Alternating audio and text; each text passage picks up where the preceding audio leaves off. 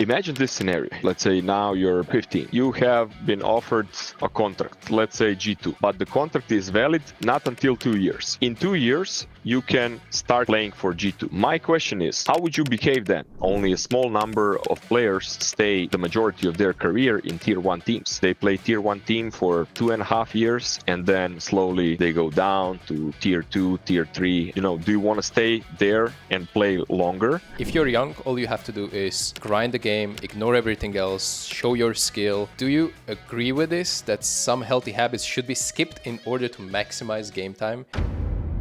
This is one of the most impactful talks I've had on this channel. If you're an aspiring pro or simply a player that is looking to play better, find an extra % of improvement, sit tight and enjoy. This is Luka Škrinjarić, performance coach of G2. He worked with tons of athletes, esports players and shaped GOATs of CS like Nico or Monesi, but also future stars like Matis or Heavy Goat. So Luka unpacked lots of topics and shared actionable ways that these superstars apply every day. And the best thing is, now we can start doing it too, for free. Well, not really. Maybe hit that subscribe button. Enjoy the video. Okay, Luka.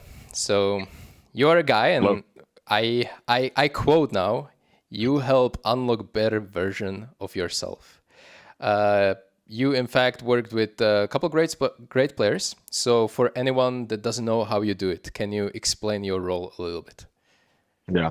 So hi to everyone. First of all, what I do, I'm a sports psychologist. So this is my main area. I studied psychology, and after that, I went into sports psychology and had my master's degree there. And what I actually do is that I try to help athletes with the mental side, whatever that could be. So the most usual, let's say, areas or topics are confidence, emotion control, how to control your thoughts, how to work on your focus, how to work on communication, etc. So I would say that these are maybe the main topics. And of course, for every of those main topics, there's a lot of specifics that you can work on and that you can dwell into. All right. So a lot of practical stuff. So can you maybe heavy hitter question, but can you tell us what task has proven to yield the most improvement for your players in your career? Mm-hmm. I would say there's like a lot of stuff, and so far in my company, I think that we worked almost closely to 1,000 athletes. When I say 1,000, that sounds like a big number, but we've been doing this for the past 15 years, and we worked with a lot of traditional athletes from traditional sports, and of course esports as well. I would say that maybe the hottest topic is how to control yourself, or how to control your thoughts and emotions during a match. So I would say this is maybe unique, but closely linked to that is definitely focus. How can you keep your focus or regain your focus when it's a tough situation, when it's stressful moments inside the match, etc. To be more specific with your question, I would say that definitely everything regarding this, what technique to use when you're under pressure to stay kind of calm and stay in the zone. I think this is always something that is interesting to any athlete, any esport player, or traditional athlete. Of course, everyone is different, and it's not like a glass of water, so when somebody drinks it, you will not be thirsty anymore, but you have to find the best possible solution for that person, for that guy or a girl, but I would say that there are some things that are usually pretty helpful, like some stuff from, let's say, breathing exercises or some mindfulness approaches, things like that are very physiological and that really can help us in a short period of time, but only if you practice it and only if you're disciplined with it. All right. You mentioned at the beginning of that answer the difference between real sports athletes and esports athletes. So can you tell me some difference between these two? Like, what do they do that we don't? Because I'm going to assume that real sports athletes are going to be far ahead from the esports in some sense. simply because they do it longer. There's more data on their sports and background because esports is very young right now. Yeah. I mean, I don't even like to call it real sports or something like that. I call it traditional sports and esport.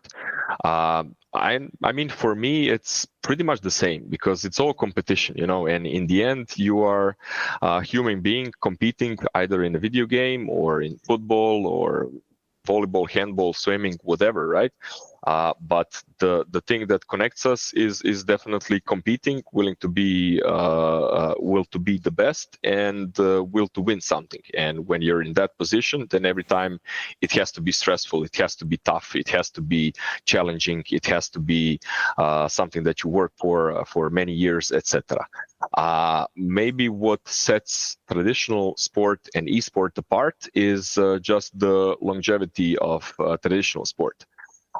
Since some traditional sports have been played for, 100, 150 years. I don't know how old is basketball. I think that maybe somewhere 1850s or maybe something like that. Football is a bit younger, but definitely in our environment, I would say that the biggest advantage that traditional sport has is that you have young squads. You start to play, let's say, from the age of 6, 7, 8, 9, something like that, and then you join some club, and then you have all those things kind of served to you, right? And by the age of 18, which is kind of a normal age when you go from junior to senior player, or maybe join a first team or something like that, you have already been playing, practicing, competing for like 10 years, right? And you already know how important it is for you to take care of your body, how important for you is to work on the mental side, how important is nutrition, how important is sleep, recovery, etc. Because you are kind of overwhelmed within those 10 years while you've been practicing, and you already know that these things are important, right? And on the opposite side is esport, where you may be very talented, you're, playing Face It or something like that, you get picked, you get seen by some esport organization. Maybe you're gonna join some academy club. Maybe they want to put you in the first team, but definitely you're very fresh. You're very juvenile, right? And you still don't know how and what challenges are there going to be, right? And I would say that this is the main reason, and this is maybe the hardest thing in esports to kind of change, right? Good approach now is definitely with the academy teams, because it's growing, but then again it's not easy, because you only can have like 1-2 academy teams, and that's in CS mostly 5 to 10 persons, right? And you don't have that many other peers that are alike you, and that you can compete versus, etc. So maybe this is the biggest difference. All right, so based on all that you said right now, I really wonder how you will answer this question, because there is a new trend saying that if you're young, all you have to do is grind the game, ignore everything else, show your skill, and later when you get older, if you become pro, you will learn how to work in a team, on your mentality, how to sleep well, how to eat, how to exercise, and all these things. So do you agree with this, that some healthy habits should be skipped in order to maximize game time for these young players? Because that's the majority of my audience, by the way. They are not academy players, they're just face it grinders, so to speak.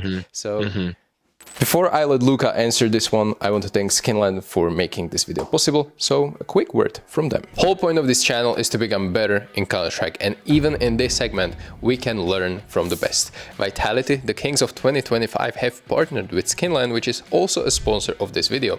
Skinland is a platform to sell and buy skins, and oh boy, skins are really a hot topic nowadays. After Valve's latest updates, many skins plummeted in prices, which could be a perfect time to get those you've been eyeing. Here's how to sell your skins. First, you drop your trade URL. Second, you click the little gift icon and use code STYKO to get $10 free when you sell $100 worth of skins. Next, you pick what you want to sell, enter your email, and choose a payout method. Thanks to Skinline's new instant payout system, you get your money right after the trade. No waiting for Steam's trade protection period.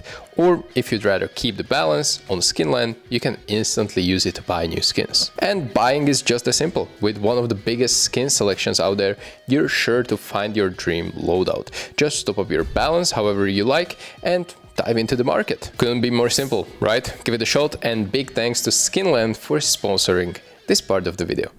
Yeah, I mean, this for sure can be very tempting, you know, and you can easily argue that point, right?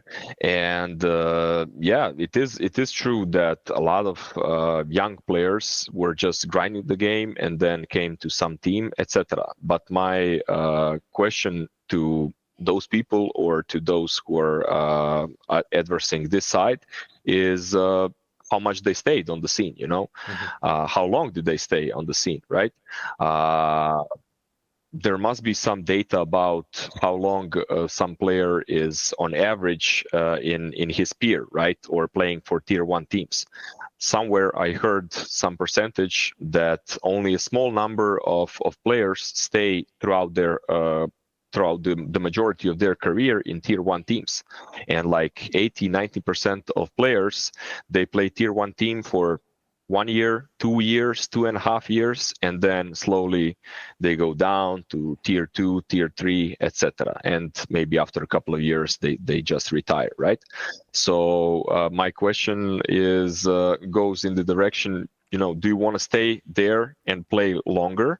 Do you want to maximize your capabilities, or you want to play for 1 year?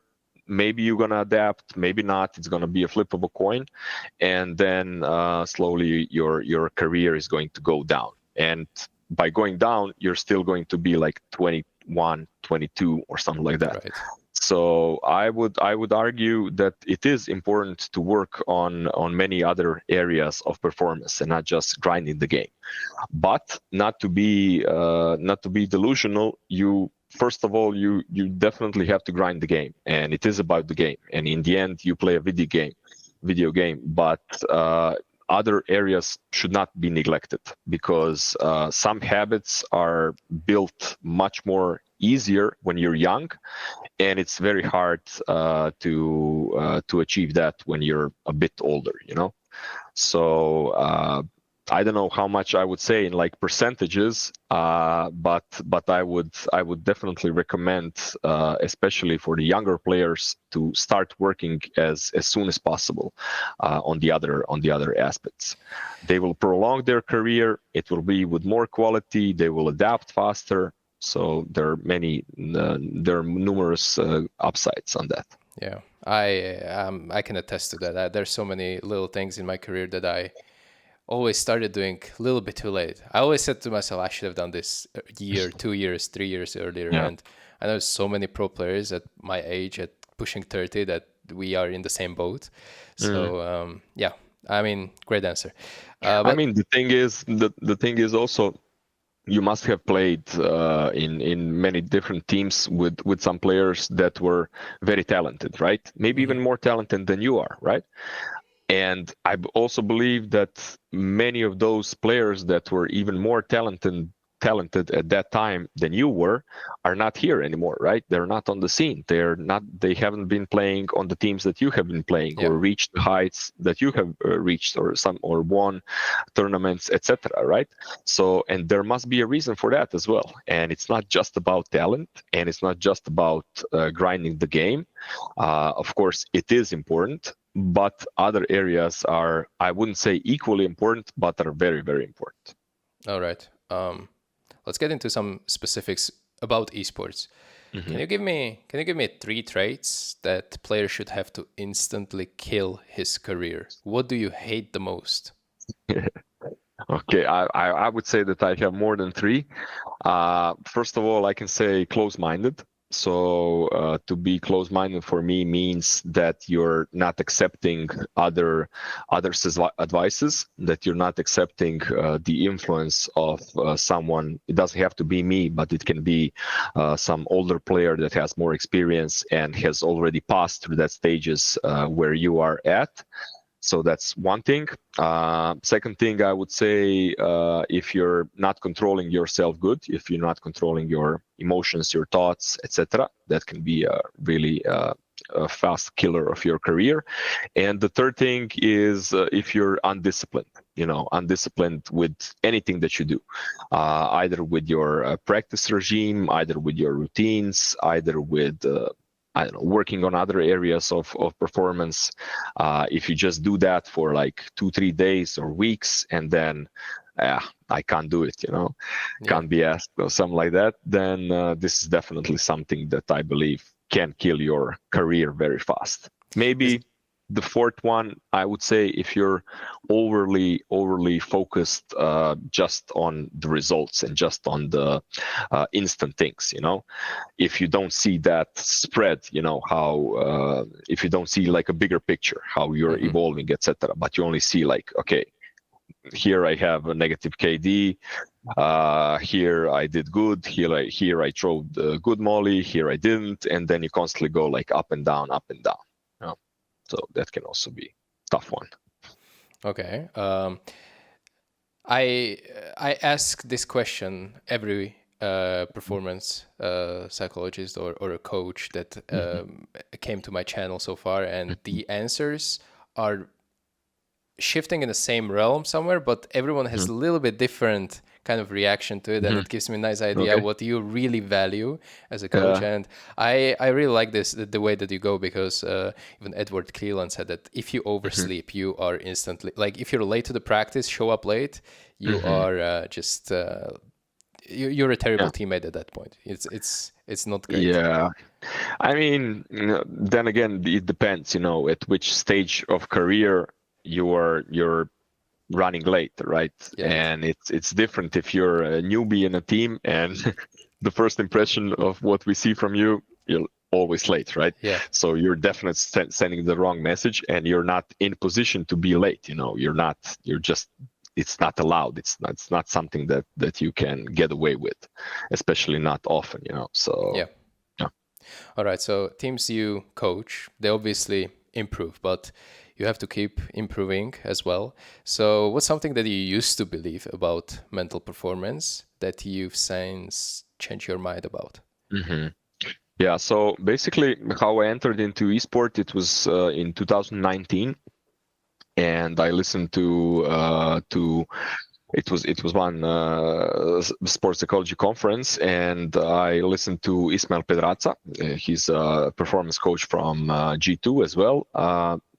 And he works with the League of Legends team, right? And he had a talk presenting his work. Back then, he was working with some other teams, and then I entered and I started working with Crazy team. That was in 2019, and we started working before Berlin Major, right? And back then, I did not have any experience in esport. Did not really know what esport is. I tried to learn as fast as possible, but it was definitely challenging for me to kind of take some concepts from traditional sports and put them into esports, right? And even back then, I did not have that many experience working in with the whole team, right? And because mostly I was working with individual athletes one-on-one from numerous sports, either team sport, individual sport, doesn't matter, but it was pretty much always one-on-one. And what I would say that I haven't understood back then is that how much the culture is important. And it just came to me after maybe a couple of years that it's important what culture we want to have in our team. How we are going to set certain standards. What are going to be our laws or something like that. What are going to be our values that we are following. What can one person contribute into that team, into that culture. And it was kind of, for me, it was kind of irrelevant, and I was mostly focused on, again, one-on-one development inside the team. Okay, of course, also I worked with the team and tried to present them with the certain techniques. Try to set some certain goals, try to do certain stuff, how you can reset after a lost round, etc. But this team environment and everything that goes with the culture and following those things wasn't something that I valued at the beginning. And now I realize how important it is and how big of an influence it can be, and that can be a clear distinction between a team that is good and that is really good, or one of the best. Okay, so talking about the atmosphere, G2 did a major rebuild, I would say, lately, going from superstars to more balanced and maybe less experienced roster. But you're doing so far incredibly well. So can you guide us here? What changed for you? What surprised you most positively or even negatively, if you can share, during these changes? I mean, every change is like plus and minus, right? And some things are up, some things are going good, and some things are not going good. And I would say that we definitely changed a lot. Maybe on paper it doesn't seem so much, but we added 2 new players, Matis and Sampaius. We got a new coach. And so, of course, and Shedan as assistant coach, right? So, and also we changed an IGL. So Hunter went to IGL role. So that's 2 new players, new IGL, new coach, and new assistant coach, right? We kept Ayman as our second assistant coach or analyst, whatever, and the rest of 3 players. But I would say that everything was kind of shuffled then, right? And it was kind of hard.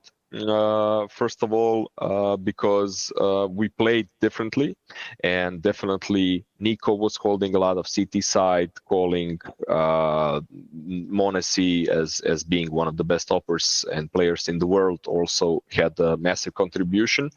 And every one of the 5 kind of new guys, or the guys on new roster, had to find their own role. So I would say that we are still not there. We are still not there where we want to be, which is good. And it's good because we know that this is not our ceiling. This is not where G2 is satisfied with, but we still see that there is so much improvement in numerous stuff. What was maybe best from the beginning, I would say that from first boot camp, I think that everybody was very open. Everyone was very friendly. Everyone was very accepting of the new guys, the new system that we're trying to do. Everyone was also very supportive, because like you said, we have a couple of guys that don't have that many experience. On the other side, we have Alvaro and Emma that have a lot of experience. We have a great coach with a lot of experience and a lot of notable results. But I would say that nobody was like going, oh shit, we're still not there, it's taking too much time, when will we be on the path where we were on Shanghai Major, we're missing this guy or missing that guy. There wasn't talks like that, right? And I would argue that everyone from the 5 players would say the same, that in G2, when they come, that they feel, this is something different. Everyone is friendly and everyone is helping each other. Everyone is trying to be supportive and trying to ease that transformation. On the minus side, of course, there's like trillion things that can go wrong and that are tough. It was tremendously tough for some players. It still is, I would say. Like for Nema, it is tough to jump into IGL role, to work on some fields that he hasn't so far. Some players changed roles. Some just had to adapt to a new different system. So yeah, I think that it's always tough, but it's also very interesting and very challenging times.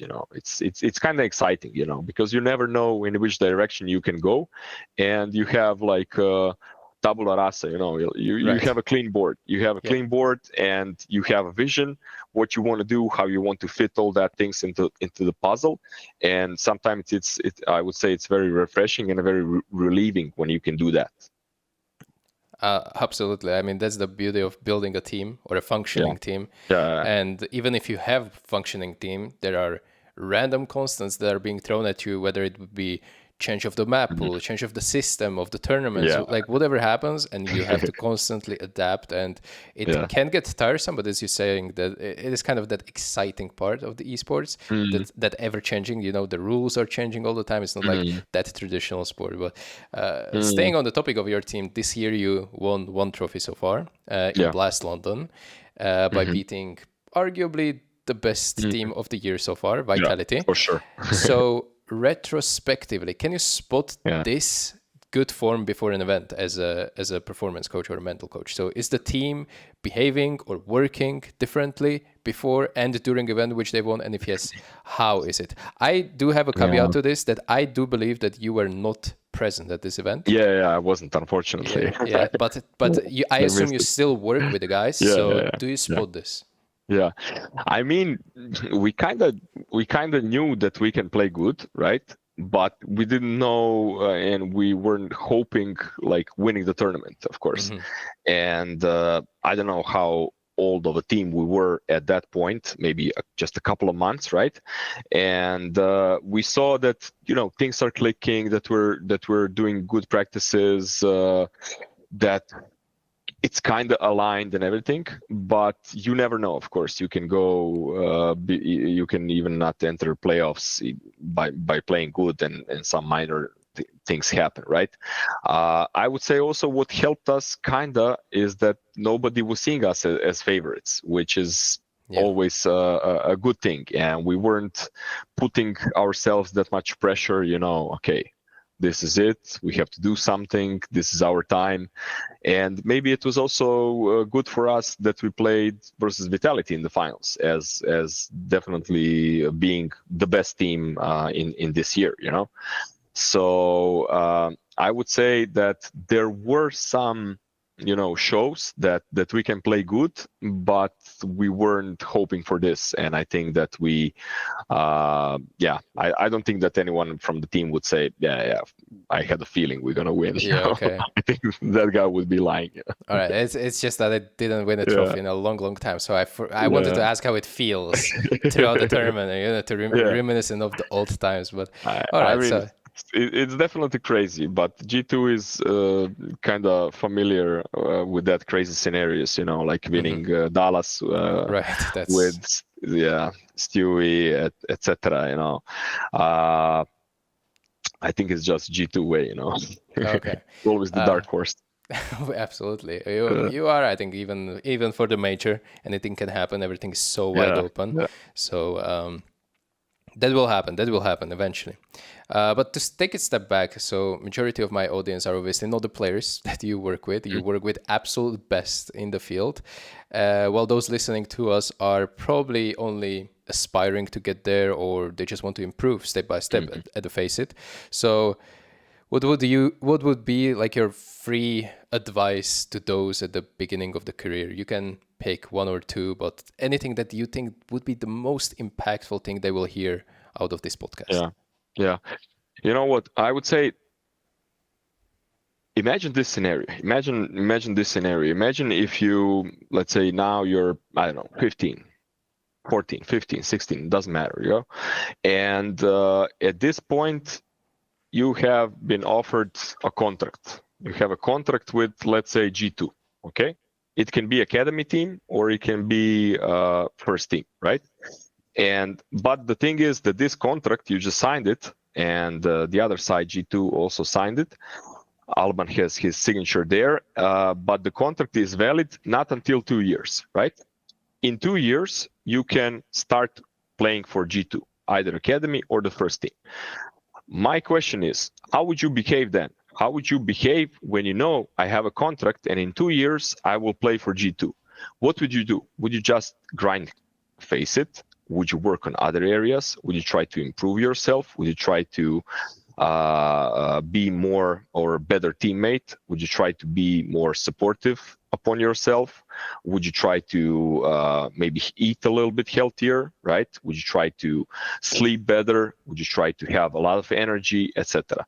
I think that the answer is kind of logical, and a lot of people would say, yeah, for sure. You know, if I had a contract with G2 or any other big org, I would definitely put my money, focus, time on my personal development, because in 2 years, I want to be ready. I want to be ready. I want to stay there.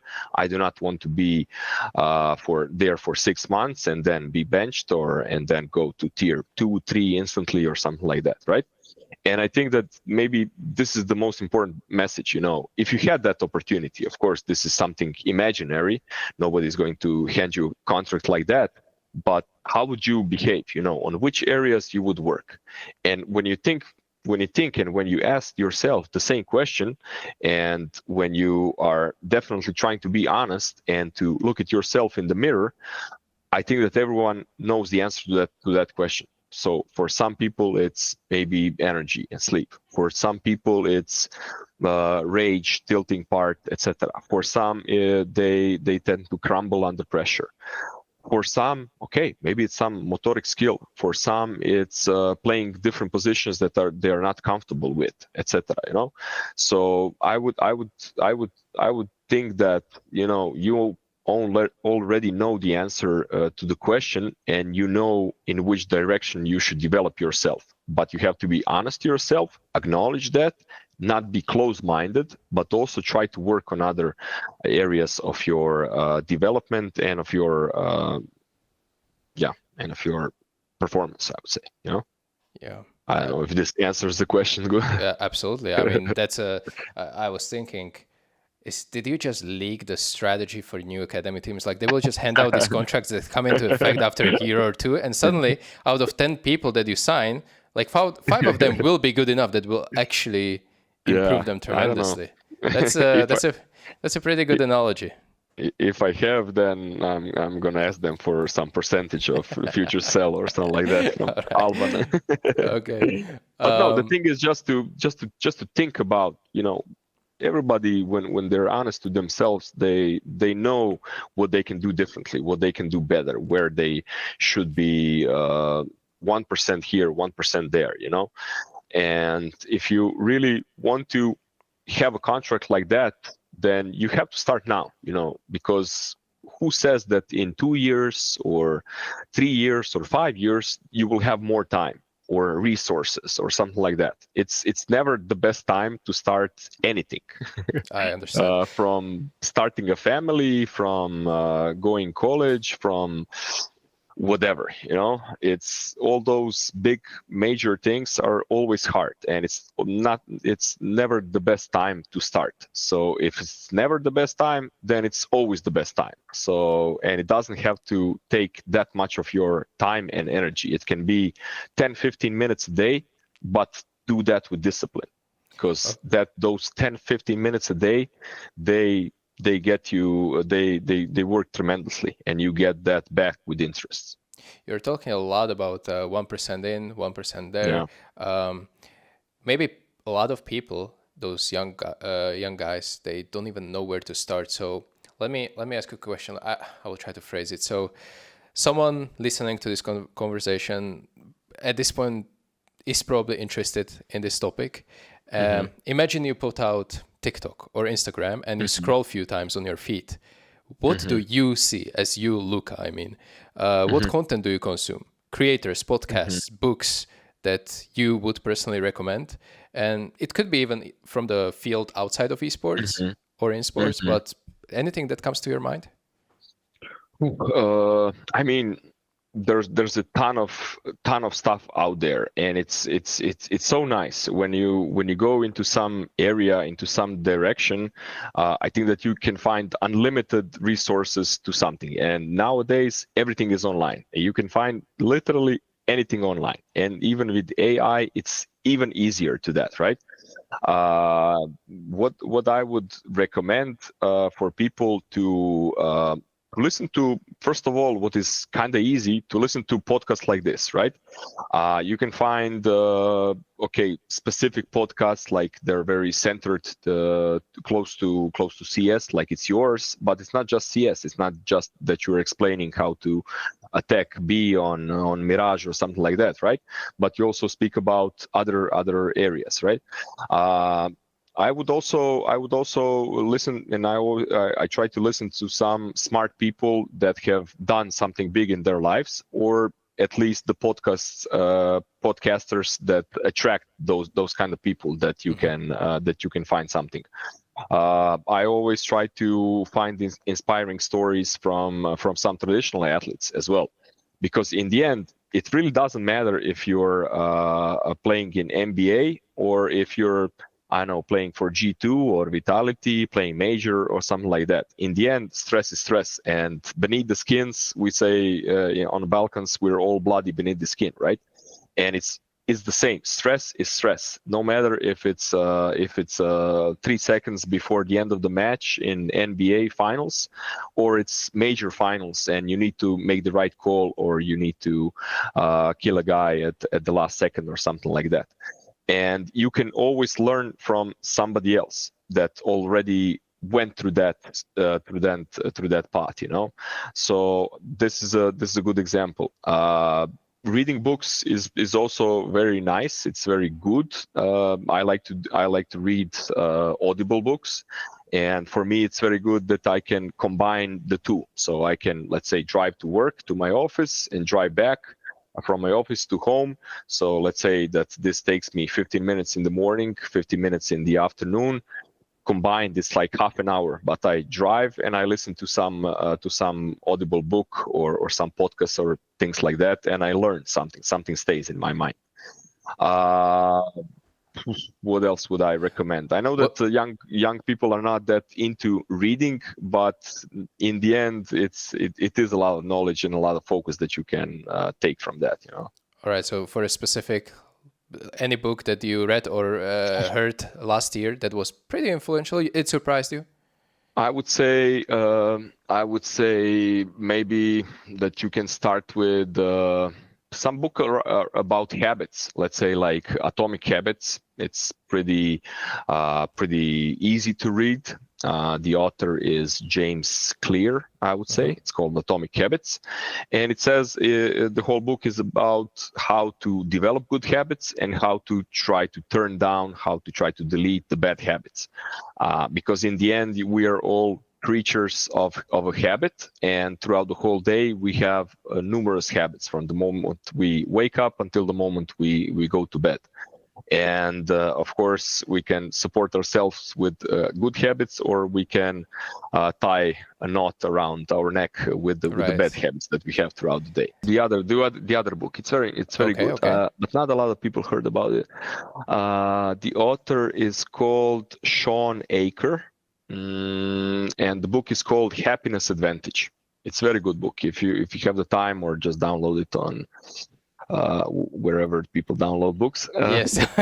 and yeah, it's really good because it says it speaks about how kind of Western philosophy is that you, let's say, I don't know, finish high school, have good grades, then you go college, then you work, then you make money, and then at the end you're going to be happy.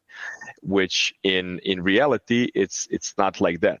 And he is questioning that whole mindset, and he is showing with experiments what he had been doing, that happiness has to go throughout that whole road, you know. And he's a guy that was educated in Harvard and spent there a couple of years really working with students from Harvard, and found out that students from Harvard are the ones that are very unhappy, very depressed, etc. And then he did numerous interventions how to elevate their happiness levels, and by that he elevated their performance, you know. And I think that this is also an important message. If you're not happy with what you're doing, if you're not happy with how you're doing it, then in the end you're not going to be productive in the best way, and by that your end result, your performance will not be best, you know. So maybe this is also pretty influential book for me. You can think about it this way, that if you ask a young player what do they want to achieve in Counter-Strike, everyone will say, I want to win the major. Yeah, but you know, major can win only a handful of people. Like you will most likely end the career without winning a major. So will you look back at your career and think this was a complete failure, like I didn't achieve my goal? Like you have to be the goal, as cliche as it might sound, but it's literally that journey that gets you to that major. It's those tournaments on the way, that practice day, which is the most common dollar regime day that you will witness throughout your career, is your practice day. If you're not looking forward to practice day, you're not looking forward to 50% of your career, because there's literally the every other day.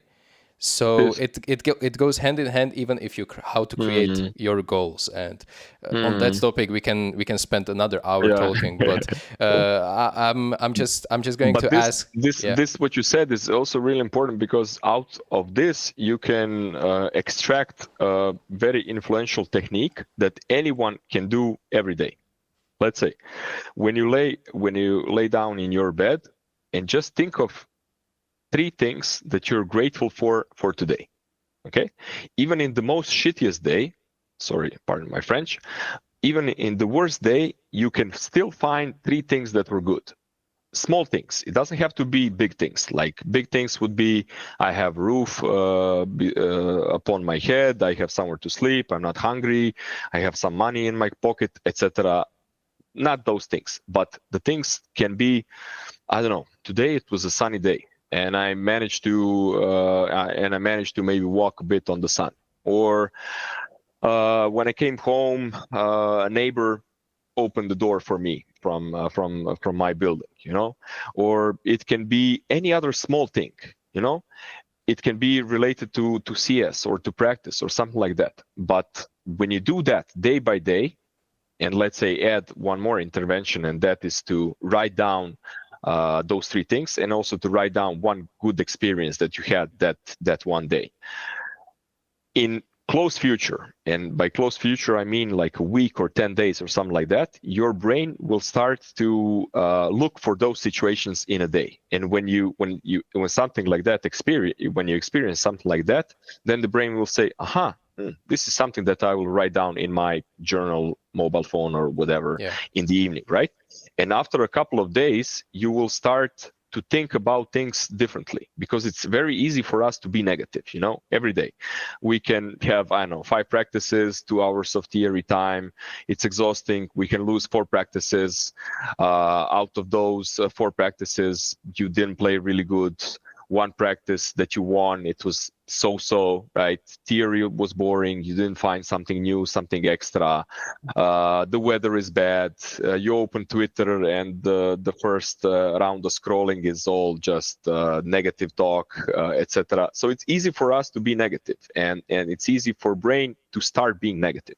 But if you start to see those small things, after a certain amount of time, it will start to change. Because you will just be more open-minded to the things that are good inside your day, and then you will start to realize that even in the shittiest day, you can find something that is good. And this is also a big mindset change that you can do. You know? Positive people attract positive thoughts, right?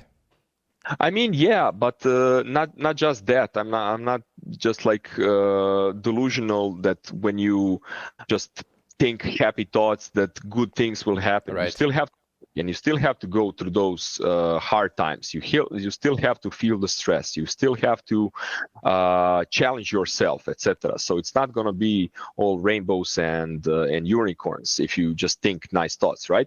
But it will help, definitely. At some point, you have to be realistic. At some point, you have to be harsh to yourself. But that doesn't mean that you have to be very negative or to go into that depressive pathway or something like that, you know. I think ropz said when he was still on FaZe that negativity in their team was like cancer, and it spreads so fast. And it was one guy maybe coming in and he had a bad night's sleep, like completely something out of his control. He had the nightmares or something like that. He slept bad, and within first half an hour, another guy got infected. Then by the time first practice ended, another guy infected, and the day was completely ruined. And when I heard him talk about this, it's like it happens in every single team, and I'm sure even in yours, despite you being there. Yeah, I mean, in the end, it's not just about me being there. It's about It's about the system that you want to enforce, right? It's about the culture that I said that I didn't value that much at the beginning. But it's about, you know, how do we want to start out there our day? How do we want to approach problems? Are we supporting our whining part of the brain, or we see that this is not helpful for us? When something is bothering me, will I keep it to myself? Will I share it and then let it in the open and be vulnerable, something like that, and you know, let other people help me at that point as well. So it's a lot about which team you want to be, how you want to behave, you know. So I think this is very important, and this is what is building, in the end, what is building a big team. All right, Luka, one thing from this talk that we have mentioned and you want to make unforgettable for our viewers to maximize their chances to become better, what would it be? One. It has to be the one. It has to be one. Oh my God. What do you think will yield the most progress for our listeners? I would say that in anything that you do, if you're disciplined enough, at the end you will get something. By discipline, close to discipline is definitely effort. And how I see it as a natural force. Pretty much everything in universe is based action, reaction. So I have a hand, I have a potential. When I slam the desk, I will do some action, and then I will feel the reaction or the punch from the desk, right? The rain is falling, then it evaporates, then it goes again, forms the clouds, then it rains again, etc. Action, reaction, action, reaction. It's the same thing with effort. If you put a lot of effort, that doesn't mean that you will get your performance or result instantly. It doesn't happen all the time, or mostly doesn't happen. But if you put a lot of effort and you're disciplined in your effort, whatever you're doing, at some point you have to get results back. This is something that I believe 100% with all my being, because I have seen that in thousands of athletes that I have worked so far. And if you really truly believe in that, and if you're honest to yourself, and by honest I mean when you look at yourself, that you can say, okay, maybe I slacked a bit, you know. How was my motivation for the day? You know, did I cut corners? Did I do? Maybe nobody saw it, you know. But when you're honest to yourself, you know, have you been disciplined? Have you gave your 100% effort, or you could have done a little bit more? And I would say the discipline in anything will at some point bring you somewhere. Unfortunately, it is sport. It is competition, and we don't know where it will bring you, but somewhere it will, with time, for sure, whatever you do. If you watched all the way until the end, first of all, thank you. If you have a suggestion for the next guest on this channel, I do read comments all the time, so please share with me who should be here. I will do my best to get them on. And any feedback on these videos is appreciated. I'm still new to interviewing or podcasting, so I promise I will keep doing better research and prepare questions that you want to get answered. Huge shout out to my coffee members for your continual support so I can make more videos like this for you. Their name is on the screen right now, and if you want to appear here too, check out my coffee page where you can gain tons of cool and exclusive perks at various tiers of membership. And when I say they're cool, I mean it. Give it a look, it's worth it. Thank you for making my content better and possible.